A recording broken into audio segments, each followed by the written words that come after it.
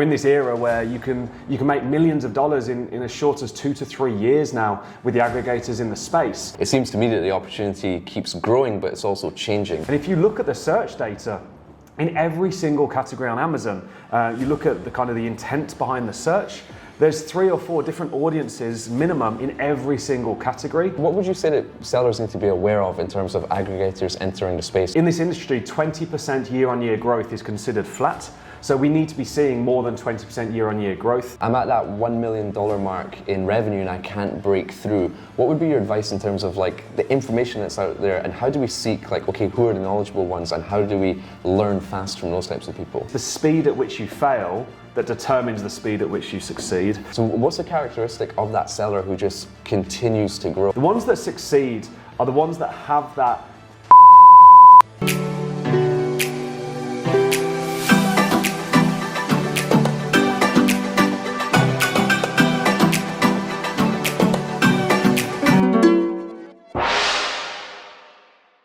Yes, and welcome back to the official Sourcing with Kian YouTube channel. Today we've got a very special, not episode, but we've got a very special series to announce where I've brought on my good friend Dan Ashburn onto the show. For those of you who don't know Dan is the most knowledgeable person I know within the Amazon industry. He's looked after hundreds of thousands of brands, whether it's been over individual sellers or accounts that he's managed, or some of his own brands that he's entered and exited and scaled over the last 8 years he's been involved in the industry.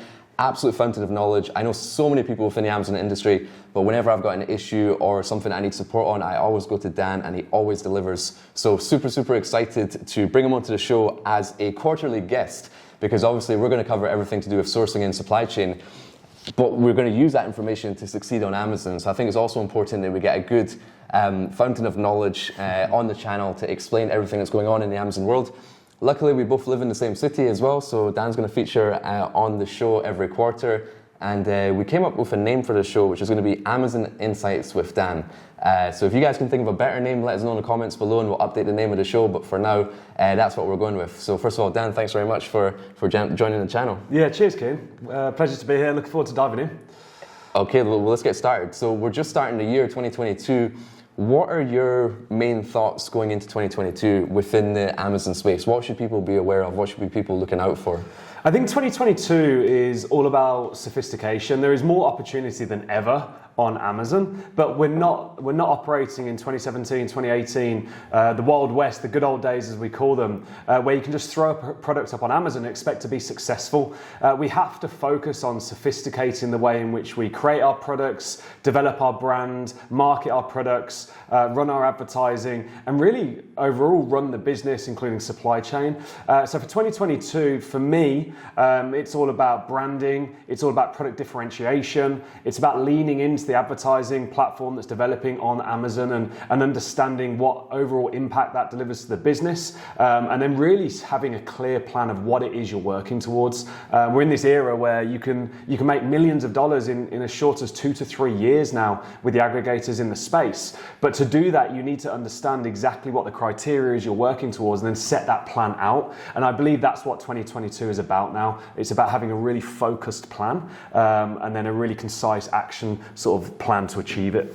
Awesome. And we always get the classic question in terms of, is it too late to start on Amazon? People have been asking that question for the last 5 or 6 years. It seems to me that the opportunity keeps growing, but it's also changing. So what would be your advice to someone who's thinking, right, I want to get started on Amazon, but is this still the right opportunity, or should I invest in crypto? What's your take there? So look, should I invest in crypto versus e-com? I think crypto is a great opportunity, but more speculative, less control, great cash flow generator. E-com is a brilliant wealth builder. So whereas the e-commerce business on Amazon is a very cash hungry business, it takes investment, you have to commit 100% now. Gone are the days where you can kind of dip your toe in the water with this business model. Within 2 to 3, maybe 4 years, you are creating a wealth event that could change you, your family, your loved one's legacy if you get it right. Now, when thinking about going onto Amazon and that whole question of is it too competitive, the answer is no. There is more opportunity and more abundance available on Amazon than there ever has been before.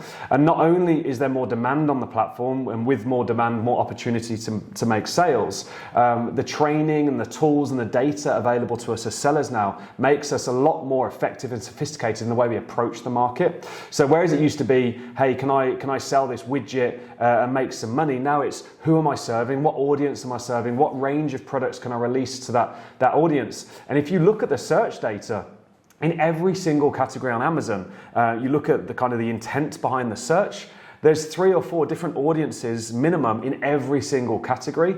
And then if you think about the millions and millions of keywords and do the math on multiplying the number of categories by the number of available products, by the number of different audiences, by the different number of keywords that you can show up on, that is an infinite number of opportunities. And all you've got to do is find that little pocket of opportunity for you to go into, and you can make millions of dollars in this business.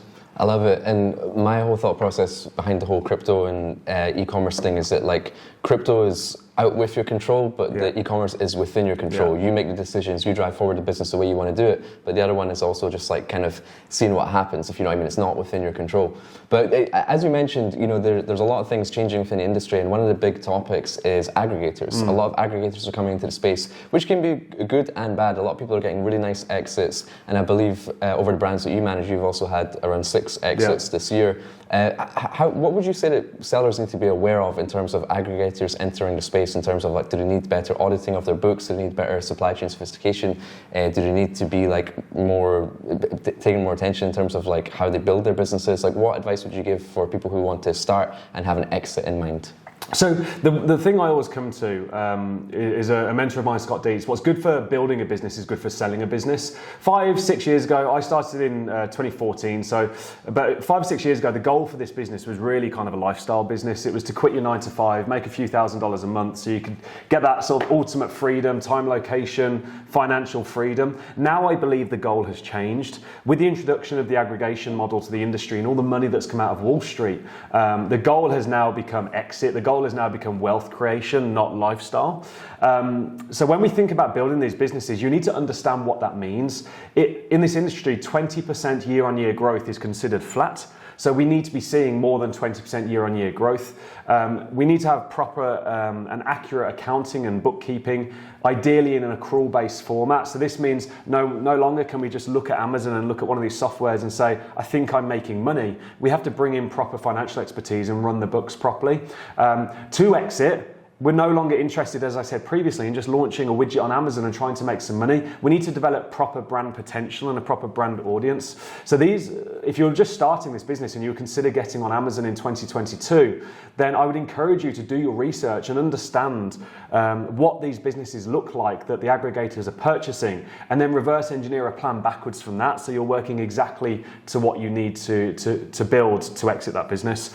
Awesome. And then what's your thoughts on aggregators also becoming your competition in the industry as well? Because they can help you with that dream exit, but can also work against you if you aren't aware of what they're capable of. Yeah, for sure. Look, I think there is enough opportunity on Amazon still for everyone to take their slice and be successful. But it's naive or ignorant to think that the billions of dollars that are being raised now in this industry and spent by these aggregation models on brands 2 or 3 years into acquiring brands, it's naive to think that you're not competing against them in the top 10 of most categories or every category on Amazon. They've got deeper pockets, they've got more sophisticated teams, they can go into the red for longer to achieve visibility and growth within a product.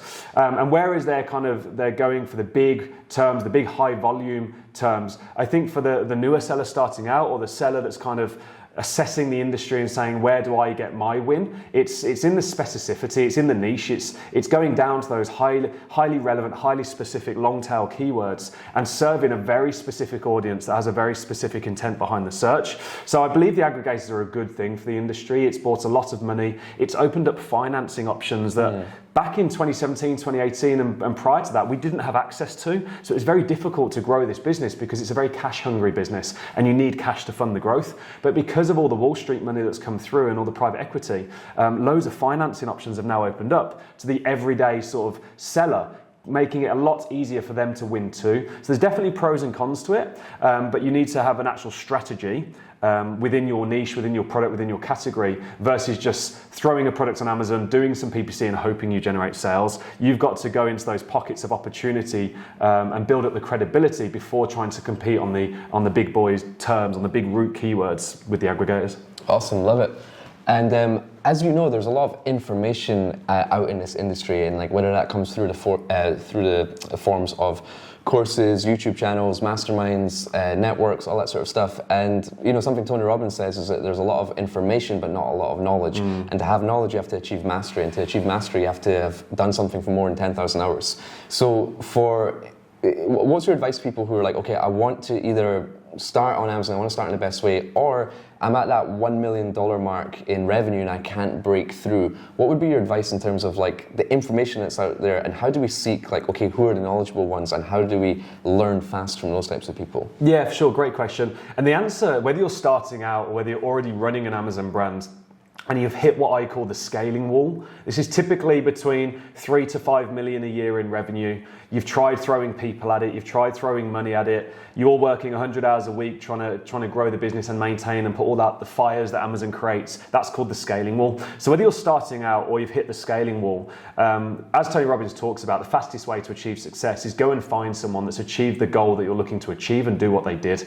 It's copy their blueprint, find someone who's got the blueprint. But as you say, there's a lot of people on the internet now that have this opinion on Amazon, and many of them haven't actually achieved the level of success that they're teaching you to achieve. So I think for someone starting out and looking for that path and looking for that blueprint, it's about finding someone who has proven results in what they're teaching and proven results in what they're trying to achieve. And then do they align with you culturally, and do they align with your way of thinking? I think one thing we always forget is for us to connect and receive and absorb and then take action on something, it has to align with our belief systems and the way that we operate.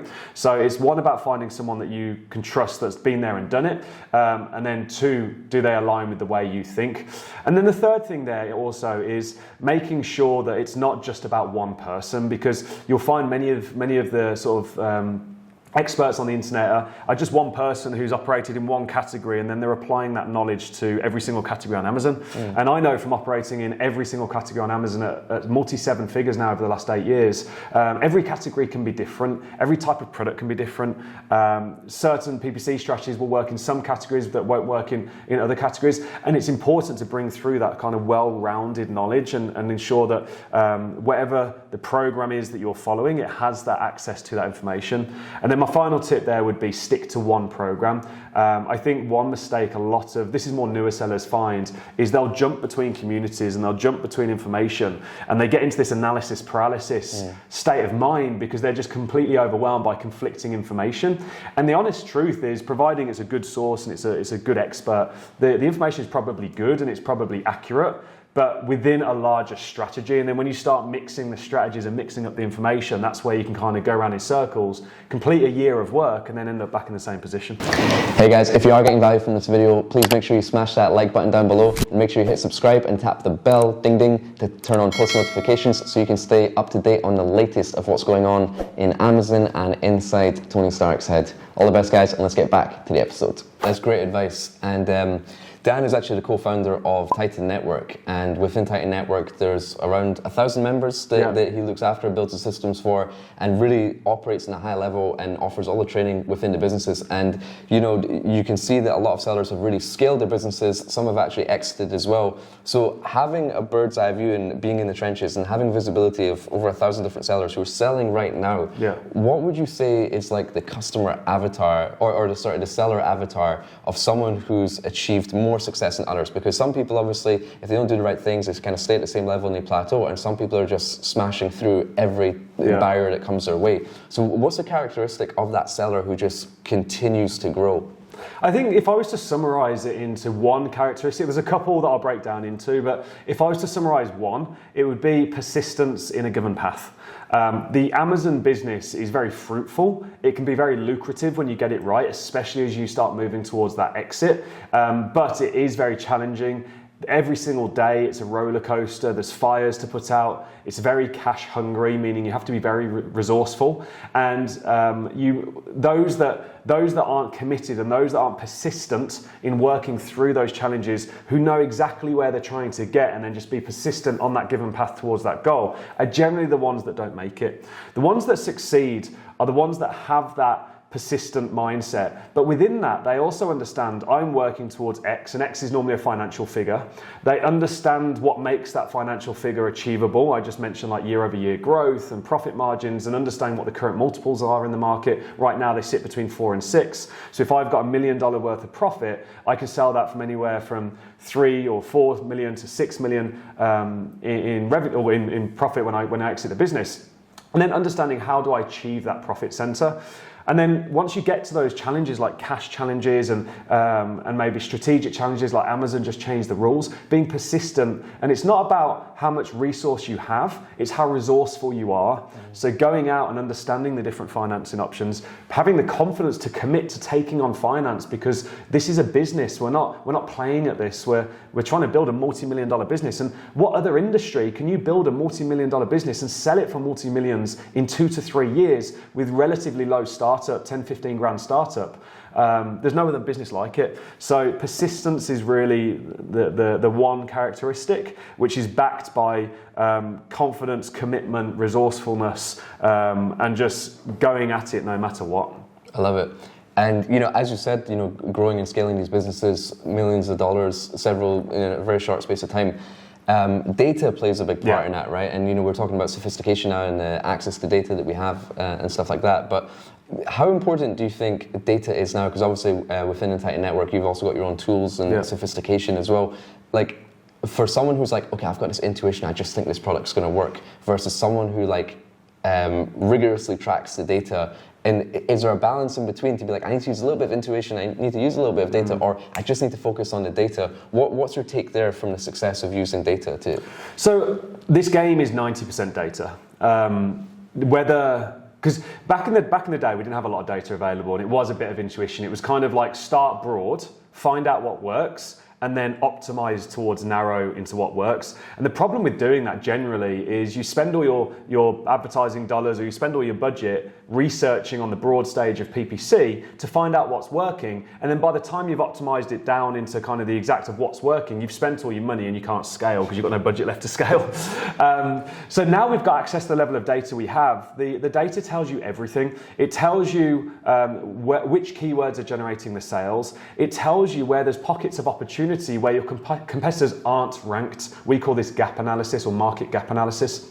Even when you start considering like pattern designs and these more creative products, like I've got a friend that's in baby swaddle blankets and bags and that sort of stuff. And a big part of that market is the design of the pattern that's on the material. And that adds an even extra added layer of complexity. And that used to be very intuition driven. But nowadays we can see the differentiation in the data between the different patterns. We can count the reviews that each pattern's getting. We can see very quickly the majority of the style of design on page. We can use platforms like PickFu and these other sort of demographic testing based platforms to actually get real consumer data back on patterns. So yes, there's a small part of intuition in there once you've got the data, but it starts with gathering like that 90% first and then allowing the last 10% of decision making to be on that kind of intuition and the softer side of building a brand, I think. Awesome. And you've obviously got a lot of eyes and ears in the Amazon marketplace, not just in the US, but all over the world. Yeah. What's your take on the sort of growth of Amazon in other countries? Like, it's growing in the Middle East, it's growing in Japan, Europe is becoming a lot bigger, and the pandemic has sort of really turbocharged people's need for e-commerce. Like, what are the top 3 main markets you're looking at to be like, okay, well now we need to look outside the US, now we look at different markets. Like, where are you seeing the highest growth potential, or where should people be focusing their attention in terms of different markets? And also, when is the right time to enter that new market? Should you be fully plateaued and comfortable in the market that you're in before you jump into a new one, or would you also enter several markets at the same time? So we used to have this thought of, hey, we'll launch in the States and then we'll quickly go over into Europe and we'll expand we'll expand that way, we'll expand horizontally. But as the years have gone on, what's come through with supply chain challenges and cash constraints is in my opinion, having seen this across thousands of brands, unless you've got the team and cash resources to manage multiple markets, the inventory management, the different packaging requirements, the cash constraints across different inventory requirements, the focus and discipline across running multiple different PPC strategies in different markets. The most focused way is to start in one market, generally the US, because that's where the most demand is. And then once you get to a certain level of business where you have surplus cash, you have the ability to hire a team and you understand what that means and you've got the skill set personally to manage that. Only then do we expand out, because whilst it feels like a very quick win to go US, Europe, going to Japan, going to the Middle East, what I've seen personally across some very large brands. Is that me? That's me. I'll redo that question. Sorry about that, guys. Carry on. What I've seen across some very large brands is, 1, it splits resource, 2, it splits cash, and 3, it splits focus. So my advice would be, especially if you're starting out, start out US. It's most demand, easiest place to make sales, although there is more competition, but with more competition is more demand. Once you get to a certain level, then rerun the opportunity analysis somewhere like Europe, because the combination of Europe can be either bigger or the same size as the US. But it's not just about the sales opportunity there. Do you have the cash to resource, to fund that growth? Do you have the cash to fund the inventory? Do you have the team to split your workflow focus and be running multiple advertising campaigns and trying to optimize everything down? When a fire goes off in Europe, is that going to pull your attention from the US and you're leaving money on the table in the US? So my focus now is actually build one skyscraper at a time. If I said to you, Kian, go build 10 skyscrapers, and I've got the job of building 10 skyscrapers, who do you think is going to do a better job and build them faster? If Kian goes and starts building all 10 at the same time, he's trying to build 10 skyscrapers all at the same time and they're raising slowly. I build one, get it to complete that skyscraper, learn all the lessons of building that skyscraper. My second one, I build faster and better quality than my first. My third one, I build better and faster quality than my second.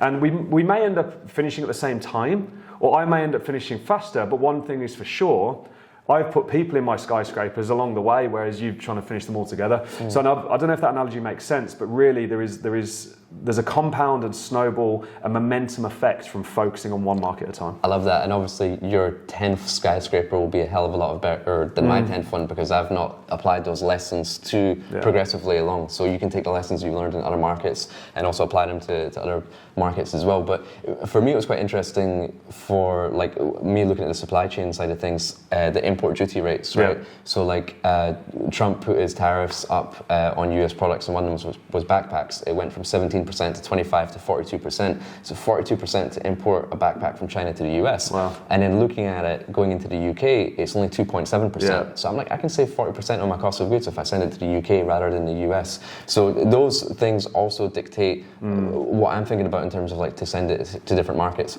But let's now like go back a little bit and talk a little bit about your journey. Because you've been involved in this for like 8 years, what was your first like, oh my God, this is a real moment? Like, what was that time for you to be like, I need to dedicate everything to this. I want to quit everything else I'm doing. I want to just focus on Amazon. Or like you refresh like your Seller Central account. You're like, okay, this is real. Like, what was that moment for you? So I used to run marketing agencies. I had a sort of a local marketing agency that helped local business owners.